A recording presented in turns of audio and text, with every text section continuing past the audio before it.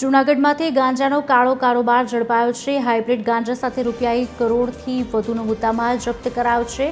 3.160 ગ્રામ hybrid ગાંજો ઝડપાયો છે। બેંકોકથી આ ગાંજો મંગાવવામાં આવ્યો હતો। મહિલા સહિત 7 શખ્સ સામે ફરિયાદ નોંધાવવામાં આવી છે। મામલામાં 4 આરોપીની ધરપકડ કરાઈ છે અને 3 ફરાર છે અને તે 3 ફરાર આરોપીની શોધખોળ શરૂ કરાઈ છે। आज अंगे विगत आपशे संवाददाता परेश फोनलाइन पर जोड़ा है। परेश, मामला में 4 आरोपी की धरपकड़ कराई है, वधु 3 जे आरोपी फरार है, शोधखोळ शुरू कराई है। शुं वधु अपडेट्स मळी रह्या छे?